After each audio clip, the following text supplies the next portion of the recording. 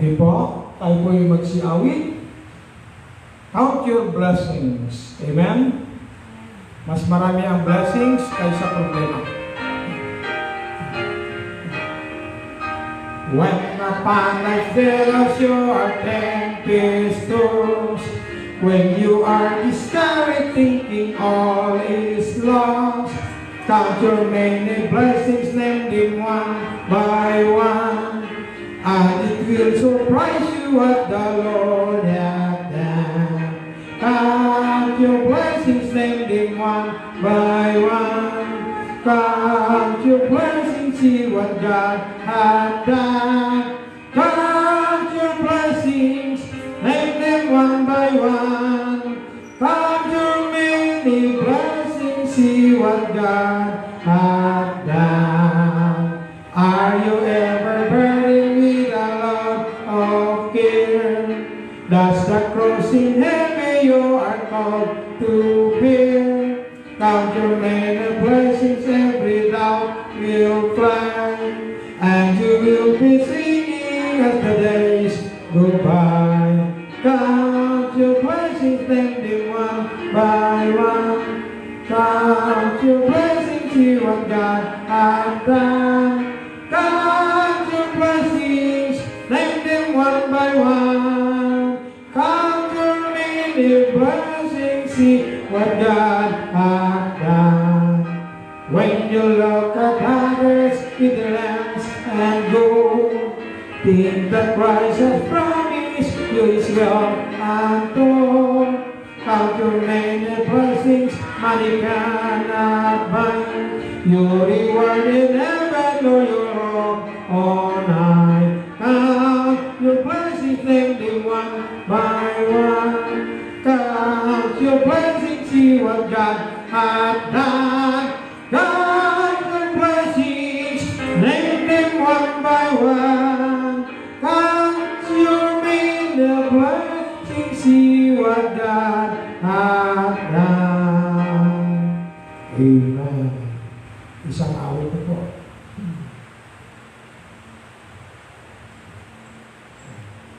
Pakilipan ito, tapos na yan.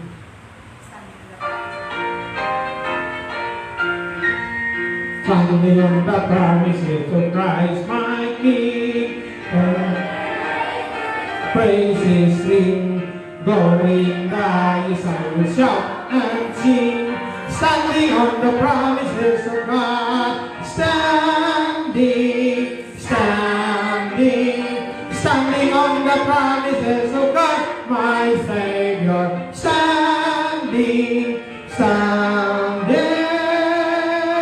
I'm standing on the promises of God, standing on the promises that cannot fail. When the windstorms of doubt and fear assail, by the living word of God I shall prevail. Standing on the promises of God, standing, standing, standing on the promises of God, my Savior, standing, standing. I'm standing on the promises of God, standing on the promises. Bantawin eternally by love, strong cord, overcoming daily with a spirit sword. Standing on the promises of God, standing, standing, standing on the promises of God, my Savior, standing, standing. I'm standing on the promises of God. Amen.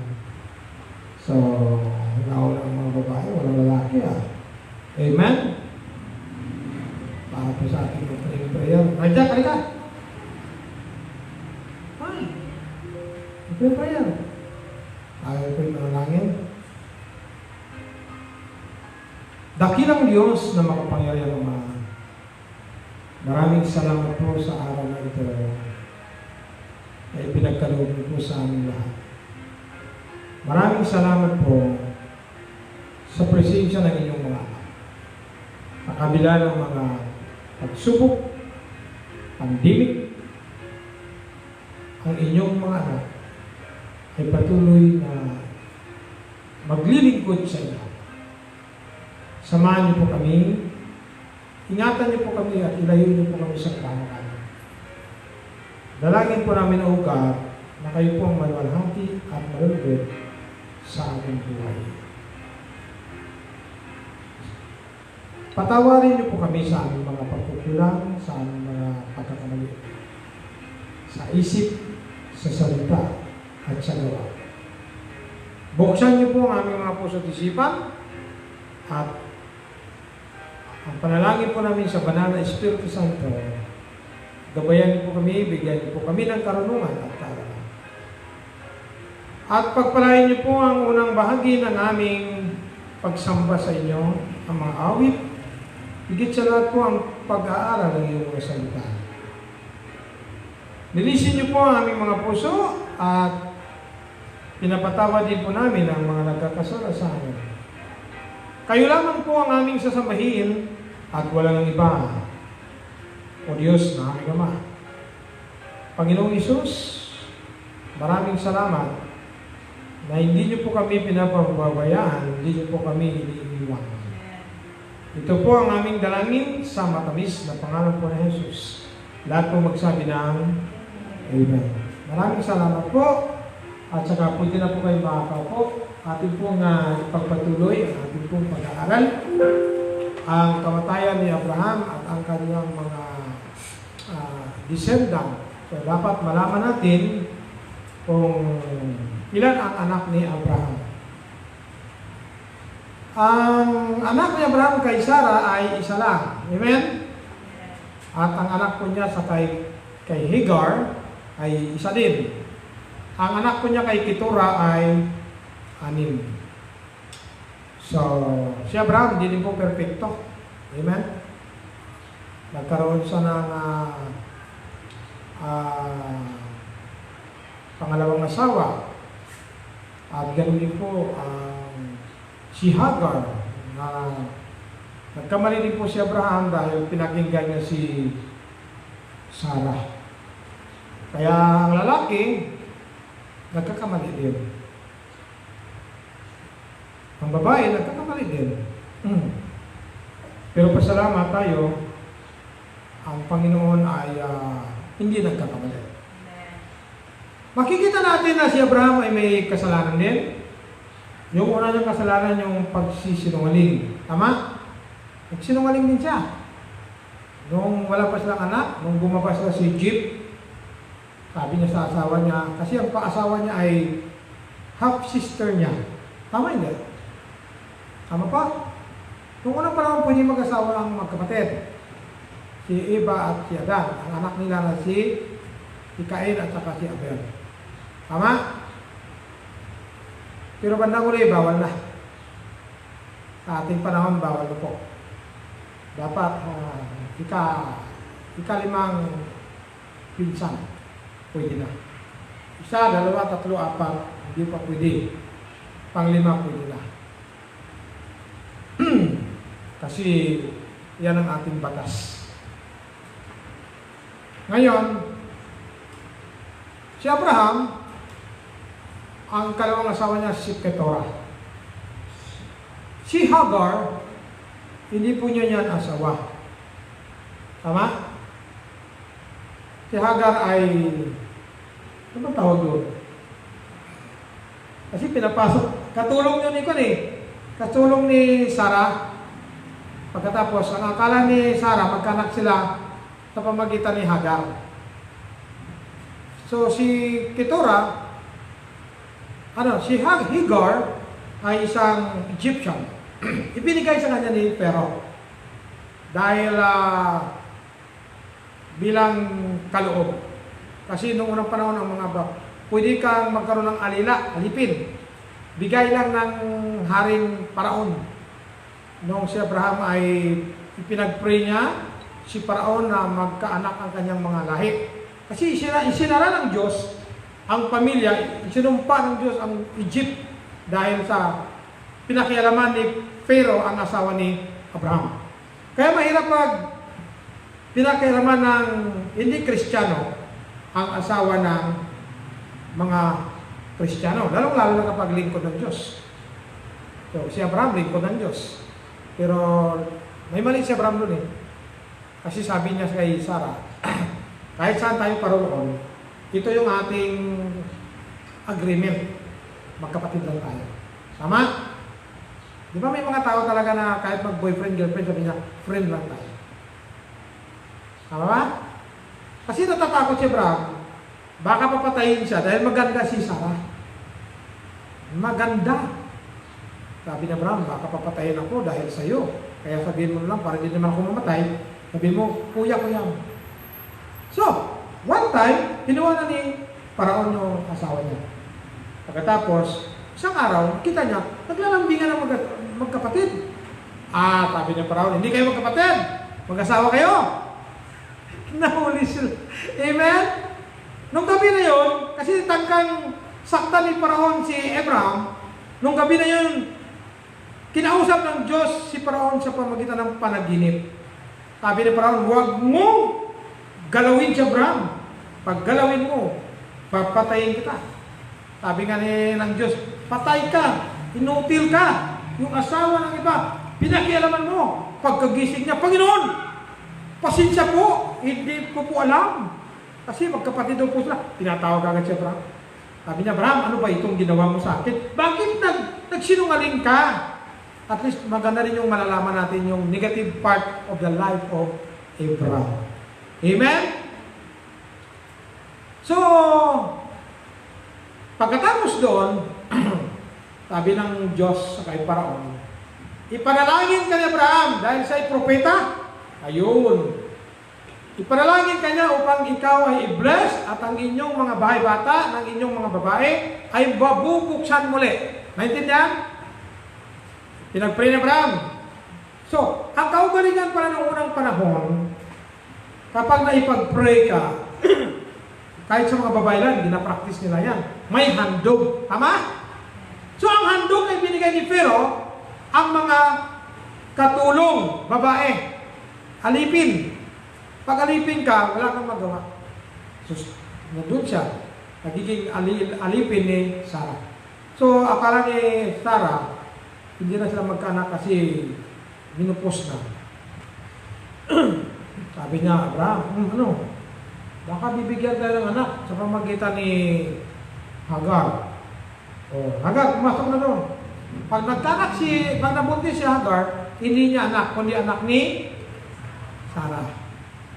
To make the long story short, nung nabuntis na si Sarah at si Hagar, nilait na itong amo niya. Baw. Inutil. Nagalit si Sarah. Pinalayas ka. Pagkatapos, pagdating dun sa malayo, sinalubong ng anghel. Bumalik ka! Pararamihin ko yung lahi mo. Ayun. Pinarami din niya. Kaya ngayon malalaman ninyo. Ito na.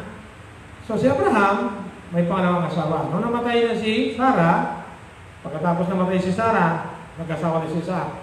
Nung nag-asawa na si Isaac, nag-asawa si Abraham ng pangalawang asawa, ang pangalan ay Keturah. At pagkatapos niya, mapapasa natin sa Genesis 25 verse 5, si Abraham, ibinigay niya ang lahat doon kay Isaac. So ang tagapagmana niya ay isa lang. May anak siyang si Ismael, may anak din siyang 6, pero ang ibinigay niya kay Isaac lahat. So ang Isaac means laughter. Bakit? Kasi nung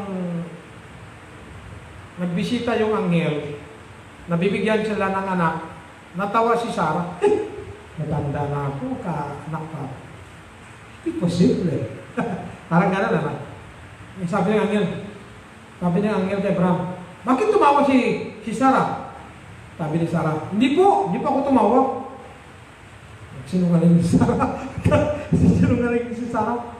Kasi alam ng anghel, So si Isaac, ang ibig sabihin ng laughter, anak ni Sarah at kay Abraham. Nung edad ni Abraham ay 100 years old. Grabe no, 100 years old, magkanak ka pa. Doon sa Gerar. Kailan siya pinanganak? 1897 before Christ.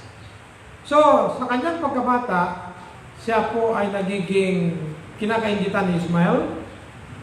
At nung siya'y binata, biktima siya na inihandog ni Abraham dahil sa pananampalataya ni Abraham. Nung edad ni Isaac ng 40, nag-asawa na siya kay Rebecca na kanyang pinsang po.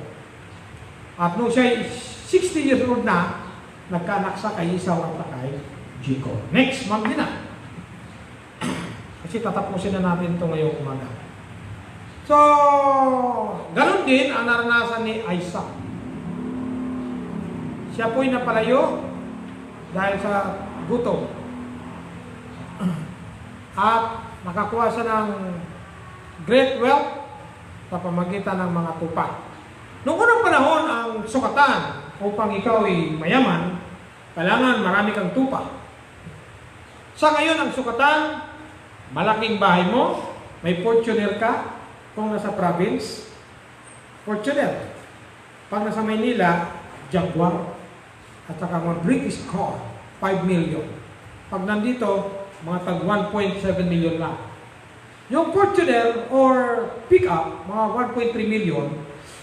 So, mayroon kang Fortuner, mayroon kang malaking bahay, mayroon kang magandang damit, mayroon kang rilong ginto, mayroon kang ikaw, mayroon kang sing-sing na gold. Yan ang sukatan ng mayaman ngayon. Ha? Maraming pera. Millionaire. Multi-millionaire. Ang tawag sa'yo, milyonaryo. Pag ang pera mo ay mahigit milyon, bilyonaryo. So, sa panahon ni Isaac, ni Abraham, mayaman sila sa tupa. Mayaman si Abraham sa ginto. Mayaman si Abraham sa silver. At mayaman si Abraham sa mga flock. Si Isaac, mayaman siya sa flock. But was repeatedly dispossessed by the Philistines of the wells, which he sunk at convenient stations. Lahat ng mga balon na hinukay ni Abraham, ay nung namatay na si Abraham, ano tawag ito? Takpan ng lupa. Ibig sabihin, pinuno ng lupa para nila magamit. So, ang ginawa ni Isaac, kanya itong binuksan muli. So, makikita natin mga kapatid na si Isaac, nung namatay na si Abraham, siya naman po ang nagpapatuloy na naglilingkod. Pero makikita natin na bago namatay si Abraham, lahat ng ginagawa ni Abraham, nakikita na Isaac kung paano maglingkod sa Diyos. Kupyang-kupya niya. Amen? Kupya ng anak ang kanyang ama.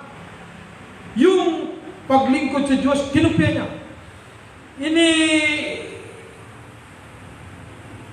Inilipat sa kanya ang kupinan. Amen? Inilipat sa kanya ang kupinan. Sabi ng Abraham, Isaac, sabi niya kay Ismael,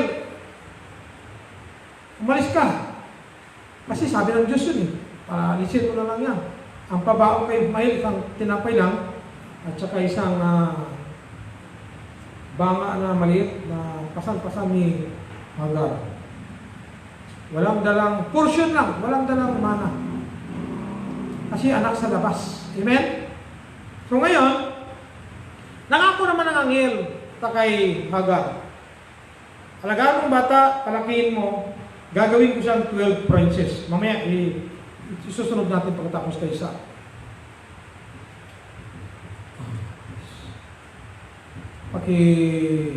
Ayan. Sa New Testament, ang reference ay tungkol sa paghandog kay Isaac sa Hebrews 11, verse 17. And James 2:21, at yung pagpapala sa kanyang mga anak. Sa Galatians 4:28 hanggang 31 is contrasted with Ismael. Magkabaliktaran siya ng Ismael. na in reference to the offering up of Isaac by Abraham, the primary doctrine taught are those of sacrifice and substitution. Ibig sabihin, instead na si Isaac yung ihahandog, ay pinalitan ng tupa. Tama? Kaya tawag doon, the Lord will provide. Jehovah Jireh. So, as the means appointed by God for taking away sin. So, ibig sabihin yung tupa ay nagsisimbolo kay Kristo. At saka si Isaac, dapat siya yung ihahandog. Pinalitan ng kordero. Yung kordero na yon, tumutukoy kay Kristo Jesus. Na siya lamang makakuha ng ating kasalanan. Makikita natin sa John 1:29. Pakibasa? John chapter 1 verse 29. Okay, good morning, Sister Eliza Me. John chapter 1 verse 29. Sabi po si John, ito po ang sinabi ng Biblia.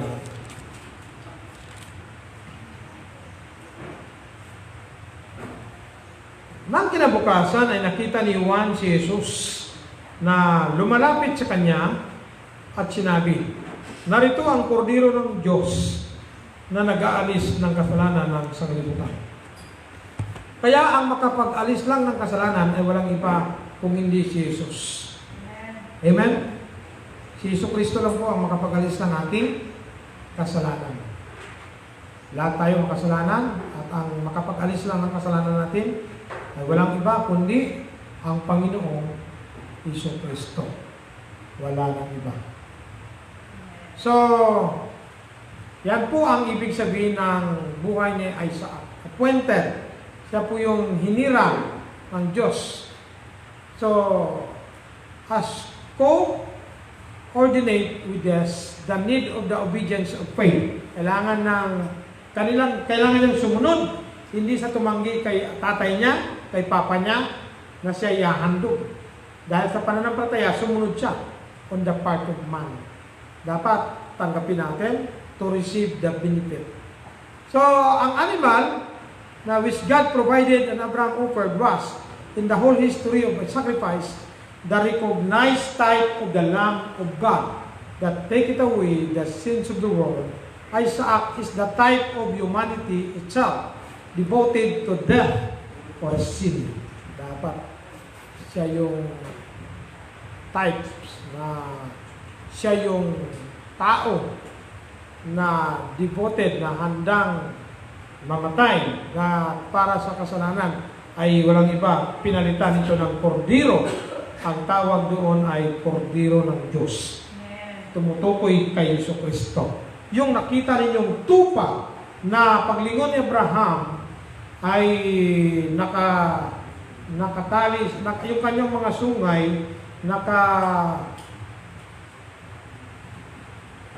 nakatali doon sa mga baging, hindi sa makaalis. So kinuha ni Abraham. Tapos pinakawalan siya sa Amen? And then, bumaba silang magkasama, hindi alam ng mga ang kanilang mga tauhan. Naintindihan po ba natin? Hindi nila alam. Sabi ni Abraham, magsamba lang po kami. Pero doon sa bundok, may ginawa si Abraham. Ang kanyang iahandog si Isaac. Kaya po mga minamahal at mga kapatid, yun ang buhay ni Isaac. Next po. Sa Genesis chapter 25 verse 6, binasa natin kanina na ngunit sa mga anak ng mga mababang asawa, ang concubine is, tinignan ko sa dictionary, means lower status of wife. Another term is kabit. Tama? Okay. Which Abraham had. Abraham gave gifts. Binigyan niya lang ng mga kaloob and sent them away from Isaac, his son, while he yet habang siya'y buhay pa. Hindi niya inayaan na saka na lang niya palisin pag namatay na. No? Hindi. Inaayos niya yung problema. Tama pa? Buhay pa siya, sinabi niya sa kanyang mga anak, mga anak, ito yung inyong parte. Wala namang magawa ang anak kung ano ibibigay ng ama eh. Tama po ba? Kaya tayong mga anak, huwag tayong magtampo. Kung ano lang ibigay ng ama natin, yun lang. Masalamat nyo na. Masalamat mo nga kayo, mayroon pang naibigay eh. Ako ang binigay ng sa akin, gunting. Amen? Pero hindi nyo ba alam kung ano ang pinakadakilang bigay ni tatay sa akin? Apelyido Flores. Amen? Pinagmalaki ko yung apelyido Flores. Kasi means flower. Flores means flower. So, salamat sa Panginoon, no? Wala man may pagmana yung tatay ko, gunting. Yung isa naman, martilyo. Martilyo. Yung isa kong kapatid, 5 hektarya. Yung isa naman, sabi mo sa, huwag na kayo magsama ng loob. Okay lang. Sa Diyos tayo masa, amen? Siyempre, nanay tatay ko, no read, no write eh. Hindi sila nakapag-aaral. Pero kagandahan lang, pinalaki nila kami. At tinanggap nila ako kung sino ako. Nung nagpastor ako, sabi niya, sasama ako sa iyo, makinig ako ng sermon mo. I came ng sermon, yung preaching. Amen? Nakakatuwa naman. At ako yung ginamit ng Diyos para si tatay makakilala sa Panginoon. Kaya, purihin ng Diyos. So si Isaac, talagang mapalad siya dahil sa kanya ipinamana ang lupang pangako. The land of promise, Jerusalem. Amen? Amen. The land is flowing with milk and honey. Hanggang ngayon, Jerusalem pa. Bago pa lang na-recover ng Israel na, 1948. After 6 days war. Kaya bago nila na-recover, nakikipagpatayan pa sila. Ang daming patay. Tapos sa Suez Canal, ayaw sila padaanin ng kanilang langis. Kasi ang Israel sa gitna eh. So para ma-export yung langis nila, dadaan sila sa Jordan River. Tapos lalabas sa dagat. Ay hindi sila palalabasin. Ginira nila. 6 na araw na gira, panalo sila. Amen? Kalaban, 3 bansa. So, mga minamahal at mga kapatid, napindot mo ba man din, ha?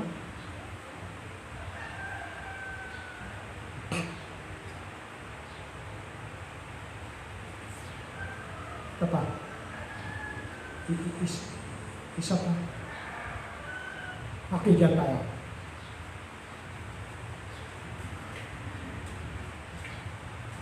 So, pinalis sila habang buhay pa si Abraham. Saan sila pumunta? Sa eastward at saka sa east country. And then, verse 7, at ito mga araw ni Abraham, ang kanyang buhay, 150 years. Ilang taon si Abraham? 3 score times 20. 60 times 20. 185. Tama? Ang 15 plus 3 score is 185. Then Abraham gave up the ghost and died in a good old age. Namatay siya ng nasa tamang edad, matandang tao, puno ng mga taon, at siya po ay nag-itipo ng kanyang mga lahi, ang kanyang mga anak lahat. At ang kanyang anak na si Isaac at si Ismael ay nilibing siya sa cave of Macpela. Maganda naman, hindi naman nag-away si Ismael at saka si Isaac. In the field with Ephron, the son of Zohar, the Hittite, which is before Mamre. So, di ba po, pinaalis si Ismael? Tapos yung anim na anak, hindi na yata nakikiramay. Hindi na yata nakikilibing. Baka sama ng loob. Yung anim, ang naglibing lang sa kanya si Ismael at saka si Isaac. Noong namatay si Abraham. Yung anim, hindi na nakikilibing. Tama po? Siguro sama ang loob nila. Sabi siguro ni Keturah, yakin na! Hindi natin masisisi si Keturah eh. Tama ba? Wala pa tayong mapapalagan. Kaya, at hindi din pala problema nangyari sa buhay ni Abraham. At least si Ismael nandiyan, at saka si Isaac, living siya. At saka yung binili ni Abraham na libingan, makikita natin yung practice ng unang panahon, hindi talaga sunog kung hindi living. Amen? Nice? Amen? Living. Hindi sunog. So, and it came to pass, after the death of Abraham, that God blessed his son Isaac. Pinagpala ng Diyos si Isaac, and Isaac dwelt by the well Lahai-roi. So, makikita mo yun sa drama-drama. Tama, ginagawang drama-drama ng radyo. Pag mahal na araw noon, nung ako'y 17 years old, saka 18 years old. Mula Lunes hanggang Biyernes, nakikita ko sa drama. Ang drama yun na, si Abil at saka si Cain, si Eva at saka si Adam. Ayan, yung mga drama. Amen? Okay, doon siya nakatira sa balon ng Lahai-roi.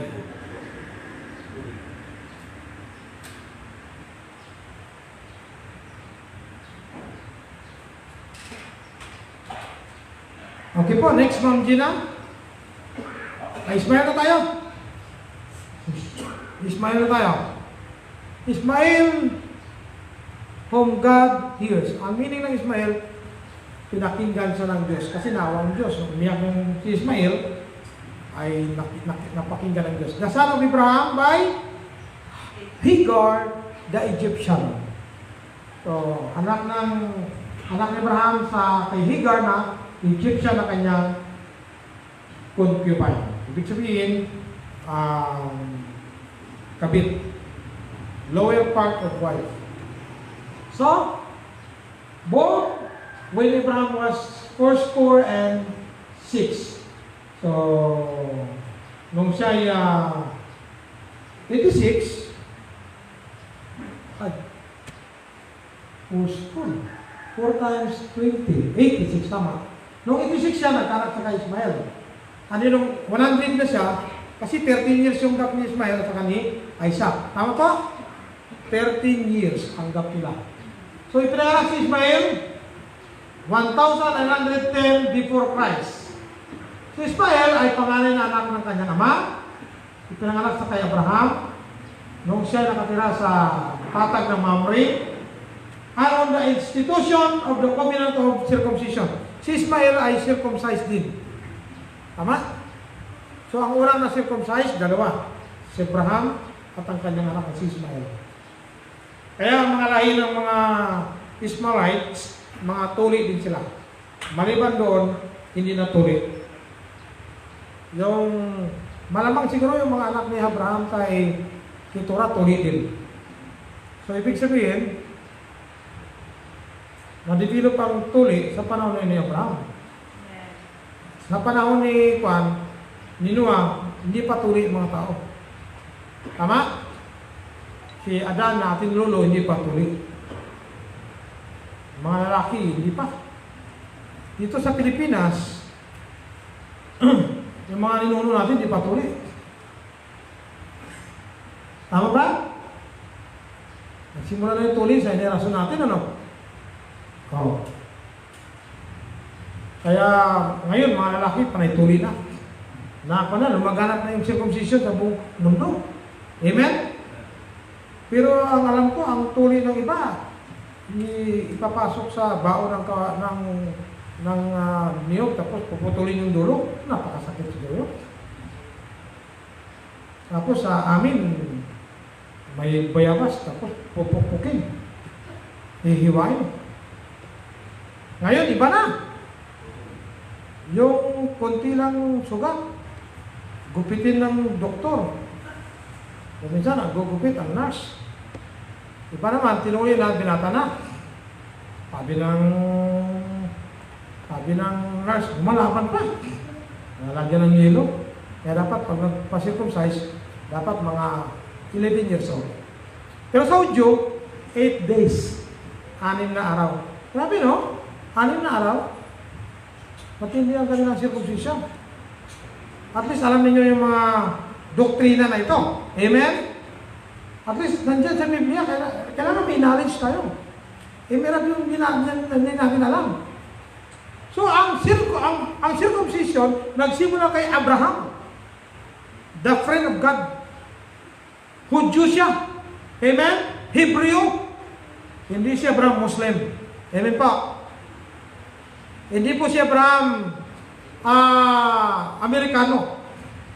Hindi din po siya Abraham Russia. Si Abraham po ay diyan nagmula ang mga Hudyo. Ang mga Hebreo. Aramaic ang language nila. Aramaic.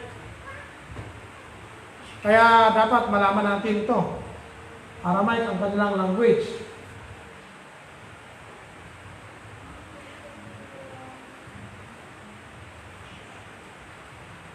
Saan na ba tayo? With the institution of the covenant, God renewed His promise respecting Ismael. So, binago niya ang kanyang promisa, pangako, at mayroon ding paggalang kay Ismael. At si Ismael, hindi siya nagpakita sa narrative until the winning of Isaac. So, pagdating sa Genesis chapter 25, nung pagkatapos ng libing, ay wala na siya, hindi na siya nakarecord. At maliban namang nung si Isaac ay inawat na ng kanyang ina, and nag-celebrate sila ng malaking handaan. Great feast made in celebration of the winning. Iba si Abraham. Nung 2 years old na si Isaac, ay nag-Thanksgiving party siya. Nag-celebration. You know, may pista. Pero ang pista, yung pag-awat kay Isaac. Naghanda. Bungga ang handa. Kasi may kaya eh. Alam, magbungga ka na wala kang handa. Kahit isang manok lang, okay na. Sa atin. Diba? Sa atin, kahit praktikal na tayo. Hindi mo kaya ng baboy, manok na. Iba nga, kinasal, aso lang. Tapos, sinabihan yung minumot nila, bring your own rice. Bawal kayo ng ulam. Practical. Kaysa mangutang tayo. Amen? Amen? Ayaw mag-ilo. Huwag na kami gayahin, Ma'am Gina, na nung kami kinasal, nangutang ako ng 80 mil. Saka na, bayad na. Naburay 3 bata. Amen. Pambira, tagal na bayad. Amen? Okay. Ngayon, at the great feast made in celebration of the winning, Sarah saw the son of Hagar, the Egyptian, which had born unto Isaac, mocking. Talagang nilalait. And urged Abraham to cast him and his mother out. Sabi ni Sarah, palayasin mo si Keturah, si Hagar, saka si Ismael. Buti na lang, hindi man sinabi ni Abraham na, kawawa naman yung anak mo. Iba, ikaw naman gusto na, anak mo naman yun kasi yun ang gusto mo eh. Pero sabi ni Sarah, palayasin mo na yan! He urged, talagang pinilit niya. And urged Abraham to cast him and his mother out. Sabi ng Diyos, kasi nalungkot si Abraham. Abraham, po, payagan mo na, palisin mo na si Ismael at saka si Hagar. Dapat malaman natin ang history ng mga Muslim. Amen? Kasi yung mga Muslim, sinisira nila itong mga Hudyo. Ang gusto ng Muslim, kakampiyan sila ng Christian at kakalabanin ng Muslim at Christian ng Hudyo. Pero, dapat hindi natin maipagkait at hindi natin maitago ang katotohanan kung saan nagmula ang mga Muslim. Amen? Ito po. Pakinggan nyo ng gusto to. At basahin natin ang Biblia. Comforted by the renewal of God's promise to make of Ismael a great nation. Sabi niya, huwag kang mag-aalala, Abraham. Para makomfort si Abraham at hindi mag-alala dahil anak mo rin siya sa kay Hagar o Higar, o sa Tagalog Hagar, sa English Higar. Dahil anak mo rin siya, pakinggan mo na lang si Sarah, paalisin mo na. nilalait ni Hagar si Isaac at saka si Sarah. Nilalait niya palagi kasi mas malaki si Ismael eh, tama? 13 years na siya. Sino dito 13 years old? Tumayo ka nga, Ismael. Ismaela. Yan. Tamo, ganyan na kalaki. Tapos 2 years old pa lang to si Isaac. Wala bang 2 years old dito? O, sinarjak na lang kung bakit mali. Kasi kalahati ng katawan. Tumayo ka nga. Kasi 8 na yan eh. Ibig sabihin, taga-tuhod lang. Gano'n yung kalaking bata, 2 years old. Napakaliit. Tama po? So, walang magagawa ang maliit. Talagang nilalait ni Ismael.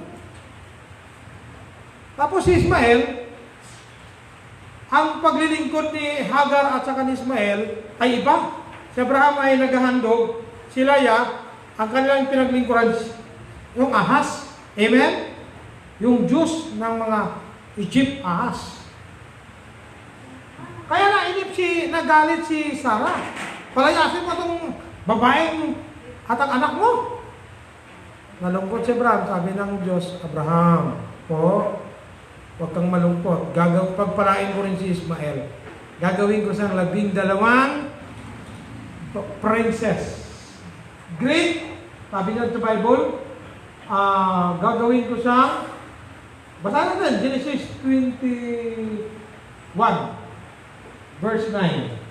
Pero wala natin ubusin ha. Genesis 21, verse 9. Genesis 21, verse 9. Ito pong sinabi ng Diyos kay Abraham. Papasahin mo yan hanggang verse 21. Pagpalain niya rin si Ismael.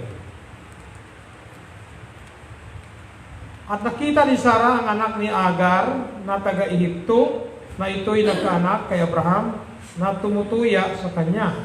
Kaya sinabi niya kay Abraham, palayasin mo ang aliping to at ang kanyang anak, sapagkat hindi magmamana ang anak ng aliping ito na kahati ng aking anak sa makatuwid bagay ni Isaac. At ang bagay na ito ay naging lubang mabigat sa paningin ni Abraham dahil sa kanyang anak. At sinabi ng Diyos kay Abraham, huwag mong mabigatin ito sa iyong paningin dahil sa iyong alipin sa lahat na sabihin sa iyo ni Sarah. Kung anong sabihin ni Sarah, huwag mong pabigatin ito. Ay makinig ka sa kanyang tinig sapagkat kay Isaac tatawagin ang iyong lahi. Naintindihan? Amen? Napakinggan niyo po ako? Amen po ba? Sabi niya, huwag ka mag-alala. Sino ba tayo hindi mag-alala? Kahit pa paano, anak pa rin ni Abraham yun sa labas. Amen po? Pero hindi naman sinabi ko sa labas eh. Anak pa rin sa loob. Amen? Kaso lang, ang mamanahin, kikilalanin ang kanyang lahi sa lahi ni Isaac. O, tingnan natin. Verse 13. At ang anak din naman ng alipin ay gagawin kong isang bansa sapagkat siya'y anak mo. Amen. Gagawin niya rin isang bansa. Kaya Saudi Arabia. Diba may awit na, bansang ng Arabiano. Sino nakaalam ng awit na yan? Bansa ng Arabiano. Ha? Hindi alam yan? Mountain of Gold ang Saudi Arabia. Ang Diyos ang nagpapala pa rin sa bansang Arabo, bansang Arabia, dahil anak pa rin siya ni Abraham. Kaya maliligtas sila during Great Tribulation period. Kaya ang mga Muslim ngayon, marami na rin nakakilala kay Kristo Jesus, unti-unti. Kasi kahit paano anak pa rin sila ni Abraham. Pagpalain din siya. Dahil anak din siya niya, anak mo. At nagbagong maaga sa kinaumagahan si Abraham at kumuha ng tinapay, ito lang pinadala niya, at ng isang bangang balat ng tubig. At ibinigay kay Agar na ipinatong sa kanyang balikat at ang bata at siya ay pinagpaalam at siya'y nagpaalam at naggala sa ilang ng Beersheba. At naubos ang tubig sa bungang balat at kanyang inilapag na awan lang ang bata sa ilalim ng isa sa mababang punong kahoy at yumaon at naupo sa tapat niya na ang layo ay isang hilagpos ng pana sapagkat sinabi niya, huwag kong makita ang kamatayan ng bata. At naupo sa tapat at naghiyaw at umiyak. Gutom na at narinig ng Diyos ang tinig ng bata at tinawag ng anghel ang Diyos na si Agar mula sa langit at sa kanya'y sinabi, na ano ka Agar? Huwag kang matakot sapagkat narinig ng Diyos ang tinig ng bata sa kinalalagyan. Magtindig ka, iyong itayo ang bata at alalayan mo siya ng iyong kamay sapagkat siya'y gagawin kong isang bansang malaki. At idinilat ng Diyos ang kanyang mga mata. Idinilat ng Diyos ang mata ni Hagar at siya ay nakakita ng isang balon ng tubig at naparoon at pinuno ang tubig ang bungang balat at pinainom ang bata. At ang Diyos ay suma sa bata at siya ay lumaki at tumahan sa ilang at naging mamamana. Nagiging archer si Ismael. Magaling na mamamana. Siguro, baka doon ang galing yung lahi ni Jomo. Magaling magpana. Tama ba? Mga Ilonggo kaya na ang galing. Kasunod na lang natin pag-aralan yan. Amen? Mga Pilipino. So, makikita natin na pinalayas. Nalungkot si Abraham. Siyempre, anak niya eh. Pero sabi ng Diyos, huwag kang mag-alala. Pagpalain ko rin yun. Anak mo yun eh. Amen? Next.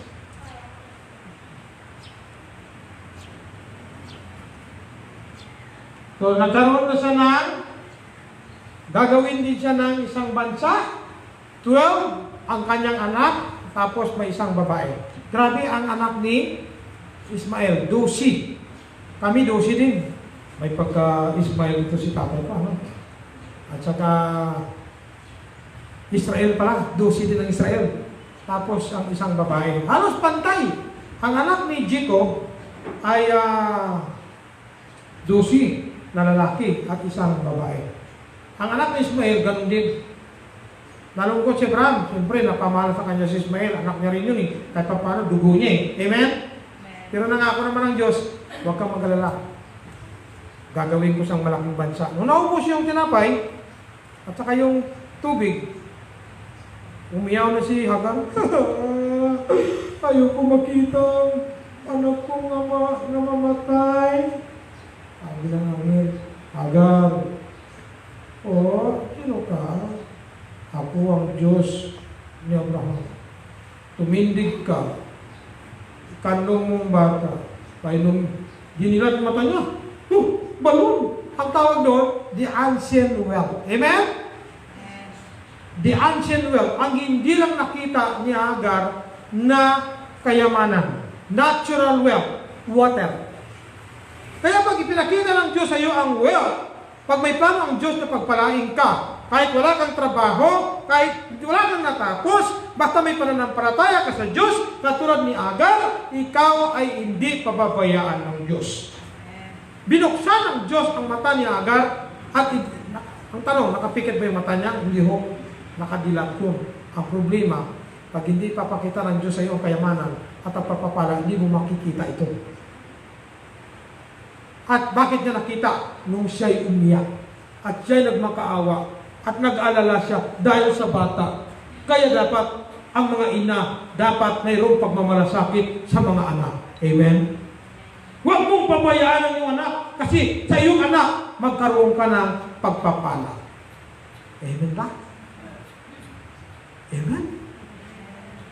Kung sino man ang anak mo, ang importante, may pananampalataya ka sa Diyos. Pagpalain pala ng Diyos yung bata. At ngayon kilala na ang bansang Arabo. Sino ba yung kasama ni Ismael sa bansang Arabyo? Tatlo sila. Siswa at saka si Joksan. Tama po? Siswa at saka si Joksan. Kaya tatlo sila doon. Si Ismael. Alam mo, si Ismael ang kanyang leader. Kasi si Ismael ang nagiging kilala. Kaya pinagpala talaga si Ismael. dahil anak ni Abraham. Kaya,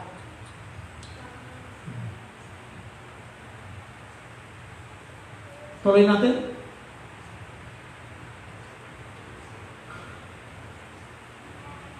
Hindi naman kasi katapusan na yan. Okay. Of the little life of Ismael, we know later. Ulit lang. He was present with Isaac at the burial of Abraham.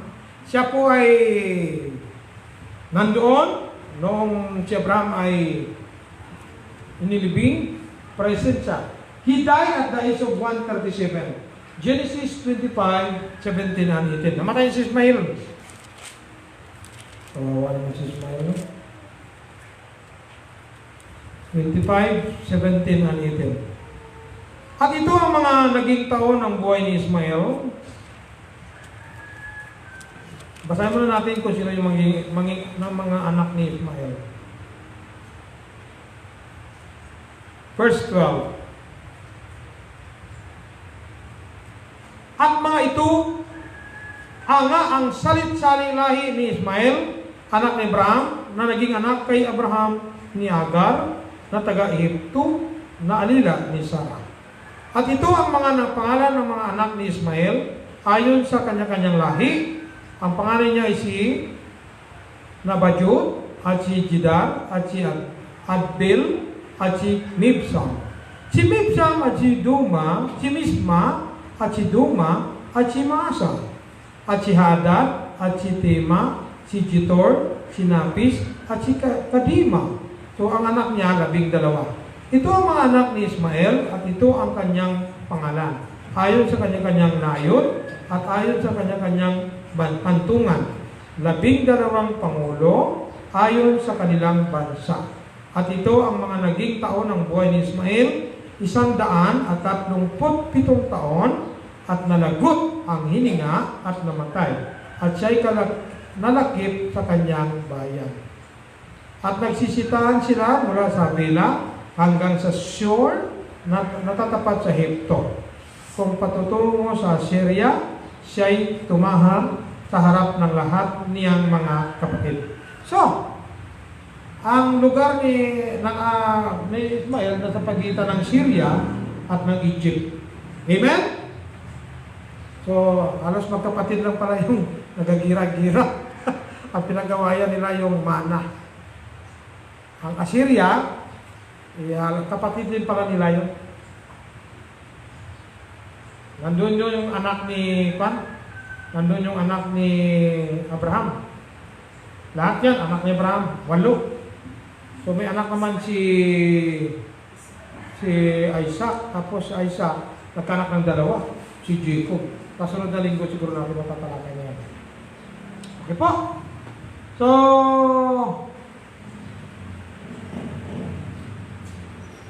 the sons of Ismael people, the north and west of Arabian Peninsula. Diyan po nakatira. Nandoon na rin yung anak ni Shua at saka Jokstan ni Abraham kay Keturah. Magkasama-sama si Ismael, si Jokstan at saka si Shua. Ngayon, nagiging Muslim sila, na-conquer sila ni Muhammad. So, and eventually formed the chief element of the Arab nation, the wandering Bedouin tribes.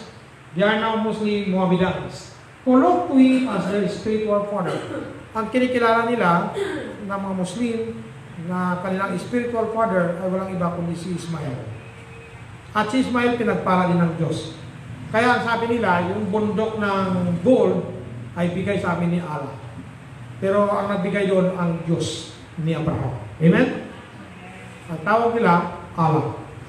Ngayon, as the Jew looked to Abraham, their language, so ang kinikilala ng mga Jew ay si Abraham, at ang kinikilala naman ng mga Arabo ay ang walang iba kundi si Ismael.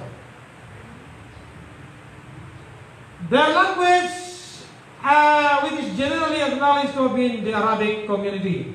Tawag ang kanilang language is Arabic, ang language naman ng Hudyo is Aramaic, Greek, at saka Hebrew.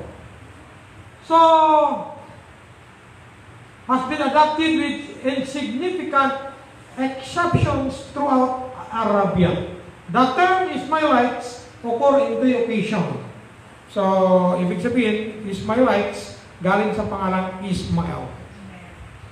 At basahin nyo naman sa bahay nyo yan dahil time na. Genesis 37 verse 25, Genesis 37 verse 27 to 28, Genesis 39 verse 1, and Judges chapter 8 verse 24, in Psalms 83 verse 6. So, tatlo ang term na occasion na na-occur kay Ismael. Kinikilala si Ismael ng Saudi Arabia na father nila sa spiritual.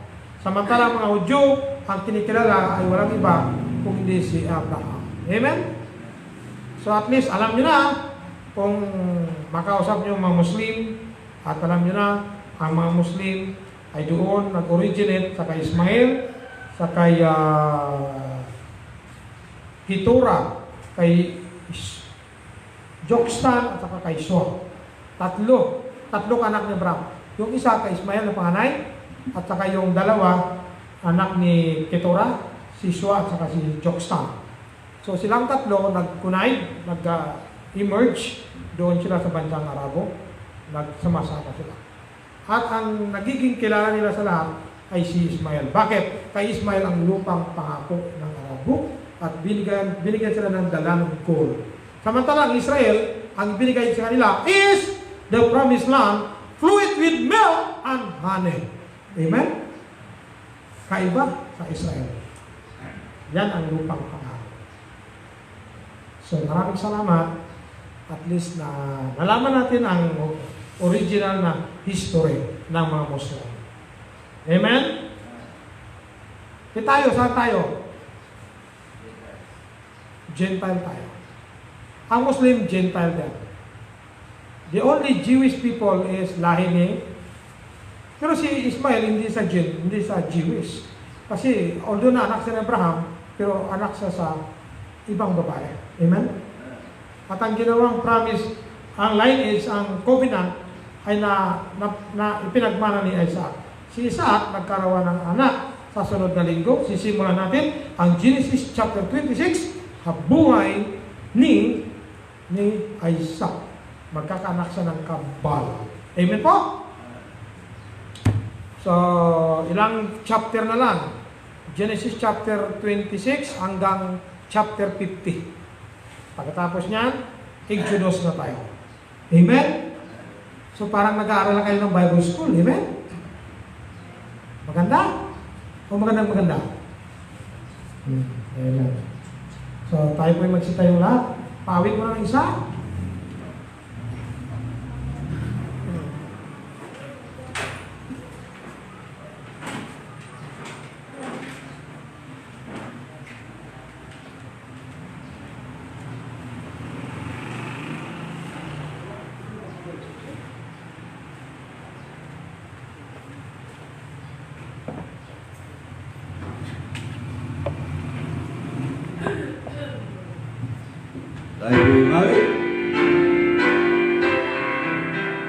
Trying to walk in the step of the Savior, trying to follow a Savior and King, saving our life by His example. Happy, oh happy, the song that we bring. Happy to walk in the steps of the Savior, saving in the light, saving in the light. How beautiful to walk in the steps of the Savior, leading path of life, pressing closing to Him who is leading.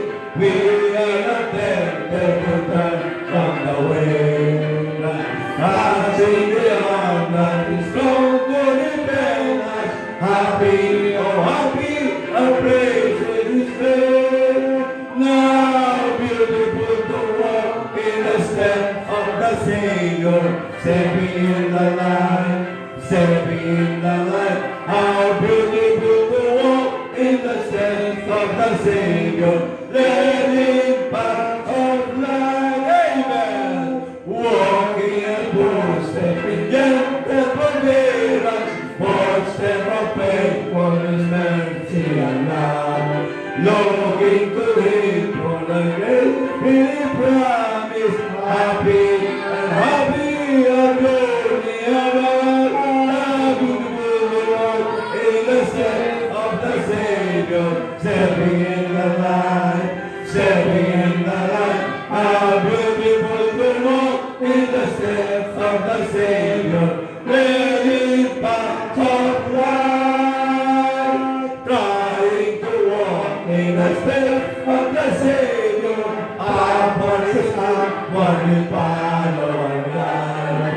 When we shall see the King of His glory, happy, oh happy, the place at His side. Now beautiful to walk in the steps of the Savior, stepping in the light, stepping in the light. How beautiful to walk in the steps of the Savior, there is path of light. Amen. Amen. Amen. Patagin ng Diyos na aming mana sa langit. Maraming salamat po, Panginoon, sa pagsisisi mo sa araw ito. Maraming salamat po, Panginoon, sa iyong anak na ginamit kung magpaglahat na iyong salita sa katotohanan at bawang sa salita mo lang po nanggagaling. Maraming salamat po, Panginoon, sa kataliluhan na nagiging mo sa Kanya. At dalangin ko po, Panginoon, na aming pakikinig, hindi lang po tayo may-apply, kundi magamit po namin sa aming araw ng pamumuhay bilang isang Kristiyano. Dalangin ko, Panginoon, patawarin po kami sa aming mga kasalanan at sa susunod na serbisyo, kayo po siyang mamuli. At dalangin ko, Panginoon, wala pang mga kapatid ko lang na wala pa. Ingatan mo po sila, Panginoon, kung makasama po namin sa mahalagang gawain sa araw na ito. Ay po magpala sa araw na ito, sapagkat ito'y araw mo. Sa pangalan ni Jesus, tumamin ko namin. Amen. Amen. Maraming salamat po. At pwede na po kayo makaka-break. 5 minutes. Huwag na po tumagal tayo. Mga 8:40 start na tayo. Amen? Good morning po sa ating lahat. Good morning po sa ating mga panawin sa online. Mr. Rio Ching, thank you so much. Alaisami, Archie, Sabornido. And Genevieve, thank you so much. I-end muna natin itong first part of morning worship. Pagkatapos nito ay meron pa tayong second part after 5 minutes. Okay po? Ang mga